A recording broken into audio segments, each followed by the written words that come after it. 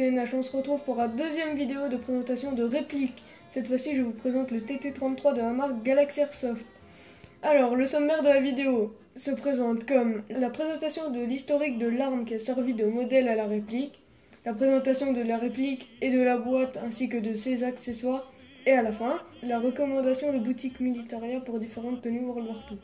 Alors, passons à l'historique de l'arme, le TT33 original. Le TT33 fut conçu en 1933 par M. Tokarev. Il fut fabriqué pour remplacer le vieux revolver Nagant modèle 1895 en service dans l'armée impériale puis dans l'armée soviétique. Le TT33 est chambré en 7,62 par 25 mm Tokarev. La capacité du chargeur est de 8 coups. Maintenant passons à la présentation de la réplique de chez Galaxy Airsoft, celle-ci. Le TT33 Airsoft de la marque Galaxy Airsoft est une réplique à spring. Elle pèse 550 grammes chargée. La longueur est de 196 mm et la puissance est de 0,8 joules. La capacité du chargeur est de 10 billes. Le hop-up est fixe comme la plupart des répliques à spring. La réplique est constituée de métal et d'ABS. Elle a aussi une sécurité au lieu que ce soit l'arrêteur de culasse. Ici. Je sais pas si vous verrez à la caméra, bref, c'est ici. Et ce qui est en ABS, ce sont les plaquettes qui sont belles quand même, on va pas se mentir. Voilà. Dans la boîte, nous retrouvons bien évidemment la réplique, ainsi que son chargeur. Nous retrouvons aussi un petit sachet de billes qui est fourni dans la boîte, qui a son emplacement.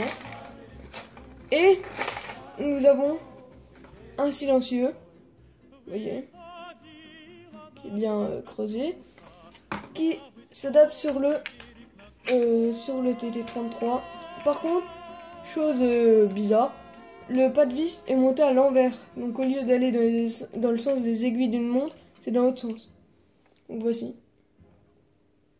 Ça rallonge forcément la réplique, mais ça peut être sympathique pour ceux qui veulent se faire passer pour des agents du KGB ou des agents secrets.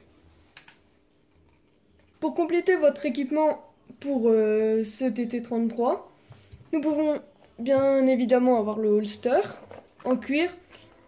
Il peut disposer aussi d'une dragonne en cuir également. Sur ce holster, il y a un porte-chargeur pour un chargeur supplémentaire.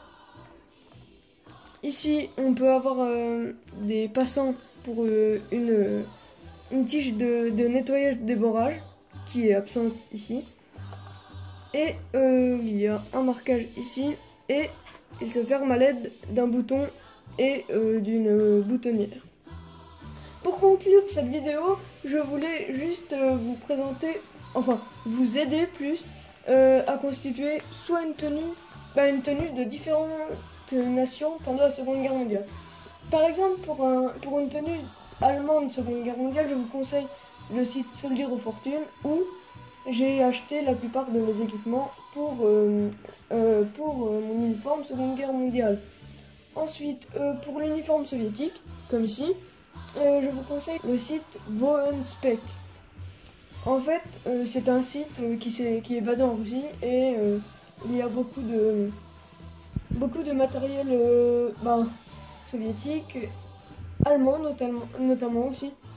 Et par exemple, j'y ai acheté par exemple le holster, qui est un original après-guerre, mais totalement identique. Donc voilà, sur ce je vous dis à la prochaine. Vous pouvez vous abonner et mettre un j'aime pour montrer votre soutien et ce qui me poussera à faire d'autres vidéos de présentation de répliques, de présentation d'objets ou bien autres si une idée me vient. Sur ce, aussi mettez un commentaire parce que j'aime les lire et vous répondre. Sur ce, salut!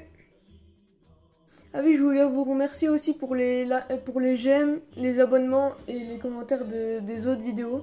Parce que ça me fait plaisir de vous répondre et de voir que certains me suivent quand même si je débute. Et donc merci, et à la prochaine.